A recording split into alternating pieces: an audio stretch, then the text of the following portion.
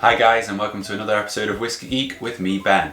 And today I'm excited to be sharing a whisky which I'm both very excited and lucky to have my hands on. This is the new Ardbeg 19-year-old batch release. So this is the first batch of this addition to their core range. And I'm lucky to have my hands on this because I wasn't going to pony up the cash for a full bottle myself. We'll talk more about the cost of it later, but I was very fortunate to win a sample from Roy Aqvavitae in one of his recent vPubs. So I get to try it and put it in context. Is it worth that cost? Is it justified? So this 19-year-old is called the Traigh Bhan. That is a beach near to Port Ellen on the south side of Islay, close to Ardbeg.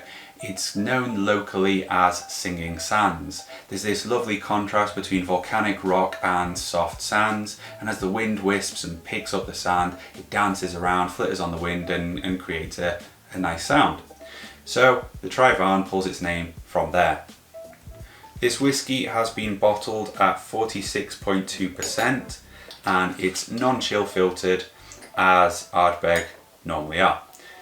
So it's released in batches, and although they've stated that it's a small batch, that's a little bit dubious. You know, Ardbeg are great at putting this spin on things, but there's thousands and thousands of these bottles out there, so it's not that limited. Although once this batch is done, this batch is done. And the next batch, they're supposed to be released roughly around September each year. The next batch will be slightly different. Only time will tell how much variation there is, but they're not sticking to a particular recipe here. They're going to be chasing a similar profile, but how they achieve that is going to be slightly different. For this particular batch, they're using a balance of ex-bourbon, American oak, and Oloroso. Apparently the Oloroso casks, there is a very restrained influence there. But it's just been used to kind of pull out a bit more of the fruity notes and strike this balance. That's why they've made use of it. But it's not a finish, it's a marriage. They've brought in whiskey from Oloroso casks to attain this profile. Now before we get stuck into the whiskey, we do need to talk about the price. For me, this is an expensive bottle of whiskey. This recommended retail price for a full bottle, £169. I saw it start at about 165 up to 180, but it flew off the shelves really quickly, so you're now looking at secondary prices which have shot up. But for me, it's quite a way beyond where I would consider a reasonable price for a whiskey, particularly for a 19-year-old, 18-year-old, where other distilleries are putting them out there £80 to £120. You know, this is competing against some very, very good whiskey. And so I'm coming at it, you might say a little bit jaded. I've just had a whiff of it, but I've never tasted it before, and I wasn't 100% sure that it's going to be worth the price. Now there was this beautiful moment when Roy first opened it and tasted it. He had a very similar attitude, but then he got to try it and you could just see a little glint in his eye where he thought, actually, maybe they've done something magical here.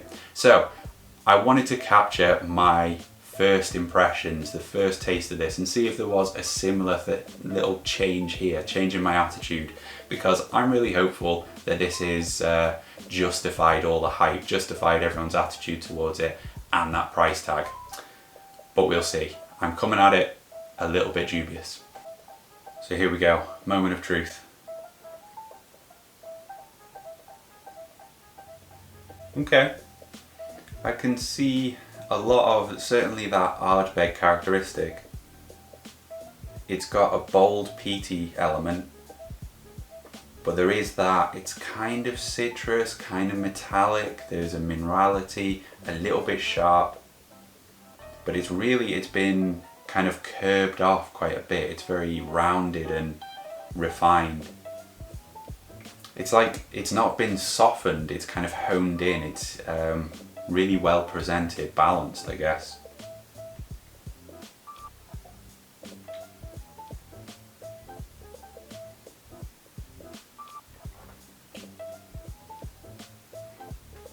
Now on the palate,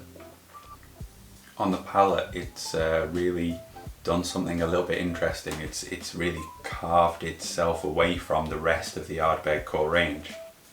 You get kind of what you're expecting, this lovely peaty, nice evolution from the nose, but then it suddenly kind of flicks a switch. The peaty elements tone down and this wonderful intricacy, all of these other elements start to come through. So now I'm going to spend a little bit more time with it, go into a little bit more detail and come up with my tasting notes so I can share them with you guys. First up, let's take a look at this colour. It's a nice crisp clean gold, about shade 3 or champagne. On the nose you've got this wonderful soft peaty body with a minerality in there and this pang of metallic citrus sharpness comes through, but it's all very rounded, quite composed. Then this lovely woody element begins to show. There's pine and it combines with a briny tone to kind of make me think of like smoked fish, kippers. Then hidden behind that you've got this dark roast coffee, dark roast espresso, and some chili and star anise.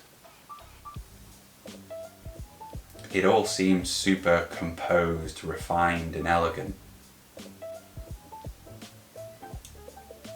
The palate presents you with this initial cereally body, then smoke and brine, these charred woods, pine and cedar come through, then this really nice herbal and fresh element comes through. The mouthfeel isn't particularly oily, but there's this interesting minty astringency, a freshness to it.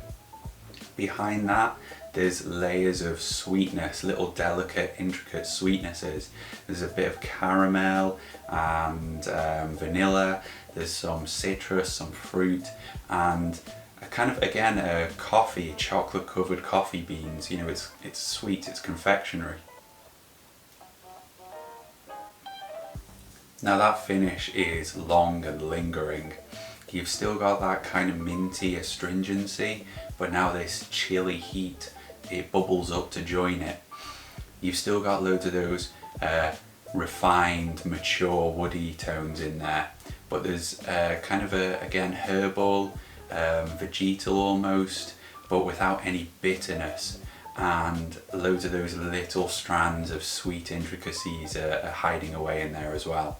It really does, it lingers on, it just leaves you with this delicate, refined flavour in your mouth. So I've really enjoyed getting to try a sample of this. I'm super grateful to Roy for having sent me this sample. I've rated it a 90 out of 100. It's very Islay, but it's distinctly Ardbeg as well. It's got that Ardbeg DNA in there showing very nicely. I would have guessed it was over 20 years old, 25 years old maybe. This has got so much refined, mature, woody characteristics to it, and it really plays very nicely with that smoke, with the peat. Does it warrant the price tag for me? Probably a no, but I'm not an Ardbeg fanboy. I really enjoy Ardbegs, but I drink my Ardbegs. If Ardbeg is special to you, I could 100% see you getting this, paying the price and thoroughly enjoying it. It's a fantastic whiskey. But what's niggling at my mind is, how does it stack up against other Islas of a similar age? So let's do a little blind experiment. Rather than just putting myself on test, I wanted to drag Jo in. She's wanted to be in a video for a couple of weeks, so this seems like a perfect opportunity. So we've got two whiskies here of a similar age, from Islay, both of them. What I want to know is which one seems older to us, and which one do we prefer? Okay. So go for nose first, and then we'll taste either.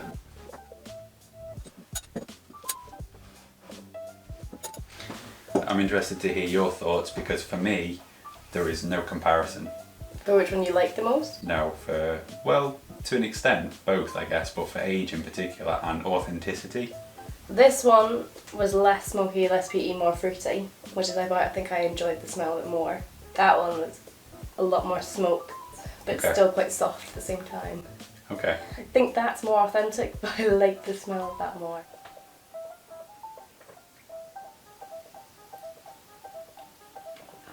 That's good. Well, I don't normally like peated whiskies, but that's smooth.